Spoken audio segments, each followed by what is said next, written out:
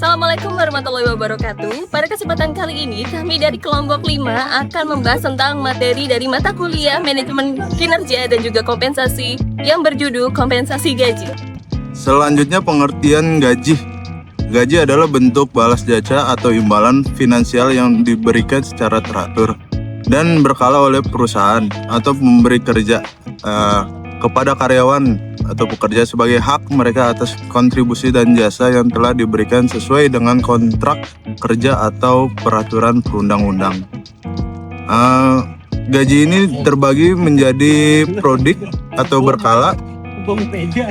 Prodik atau berkala pembayaran gaji biasanya dilakukan secara teratur dalam jangka waktu yang tetap seperti bulanan. Untuk berdasarkan kontrak, gaji merupakan hak yang diterima karyawan sesuai dengan kontrak atau perjanjian kerja yang telah disepakati. Dan yang terakhir untuk komponen gaji, gaji sering kali terdiri dari komponen seperti gaji pokok dan tunjangan tetap. Jenis-jenis kompensasi. Kompensasi finansial. Kompensasi finansial merujuk pada segala bentuk pembayaran dan manfaat moneter yang diberikan kepada karyawan sebagai imbalan atas pekerjaan yang mereka lakukan untuk suatu organisasi. Ini adalah komponen kunci dari paket kompensasi total seorang karyawan. 1. Gaji pokok.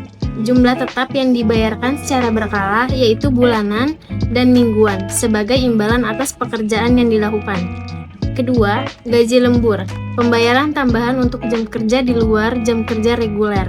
Ketiga, ada insentif jangka panjang. Pembayaran yang terikat pada kinerja biasanya dibayarkan dalam 1 tahun fiskal. Contoh, bonus kerja, performance bonus, berdasarkan pencapaian target individu atau tim. Komisi, persentase dari penjualan atau pendapatan umum untuk staf penjualan.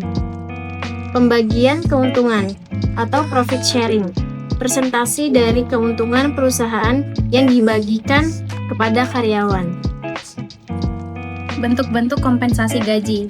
Dalam bentuk-bentuk kompensasi gaji ini dibagi menjadi 2, yaitu kompensasi gaji langsung dan tidak langsung.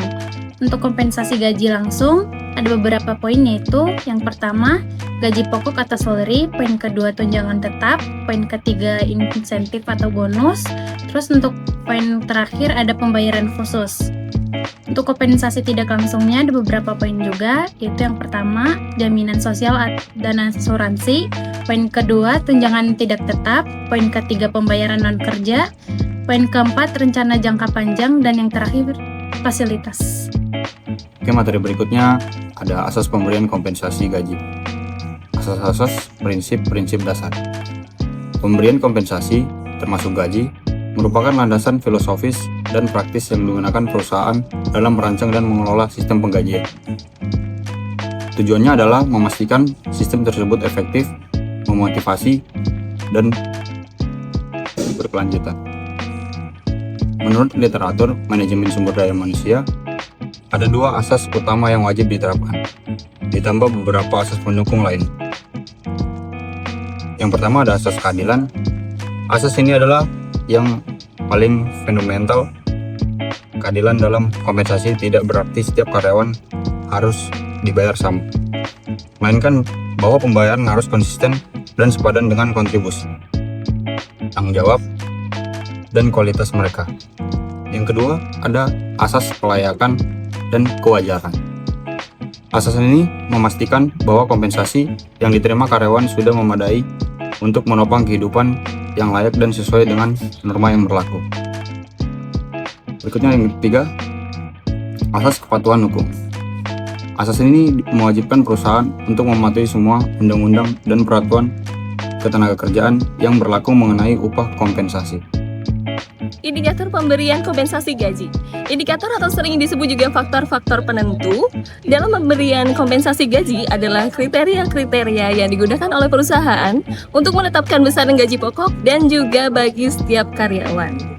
Indikator ini dikelompokkan menjadi faktor internal perusahaan atau berkaitan dengan pekerjaan dan juga kebijakan, eksternal pasar atau berkaitan dengan ekonomi dan persaingan, dan individu karyawan atau bisa disebut dengan berkaitan dengan kontribusi personal.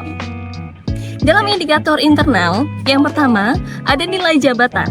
Nilai jabatan yaitu adalah ditentukan melalui proses evaluasi jabatan atau job evaluation.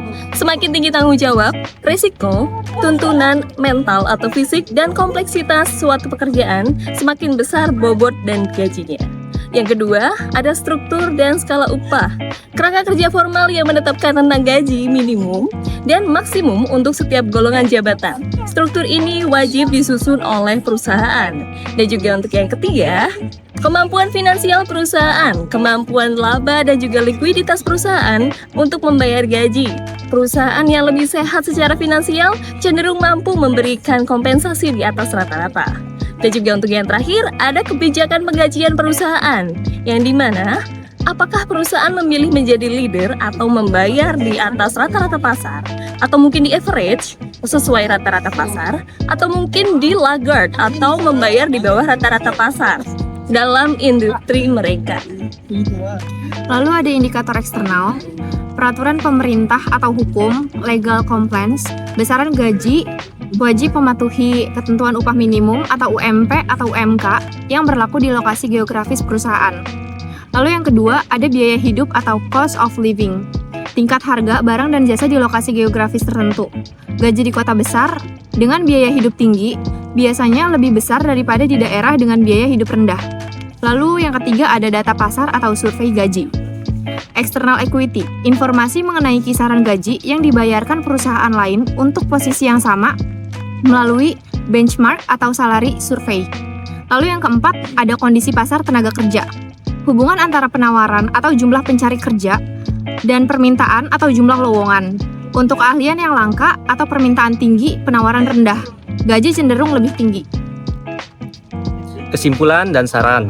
Kesimpulan, kompensasi gaji, termasuk tunjangan dan insentif, adalah pilar utama dalam manajemen sumber daya manusia atau MSDM, yang berperan ganda sebagai biaya operasional bagi perusahaan dan sebagai motivator sebagai penentu standar hidup bagi karyawan. Yang pertama, kompensasi adalah investasi, bukan sekedar biaya. Sistem kompensasi yang dirancang dengan baik adalah investasi strategis untuk menarik, memotivasi, dan mempertahankan talenta terbaik yang pada akhirnya akan meningkatkan produktivitas dan keuntungan perusahaan.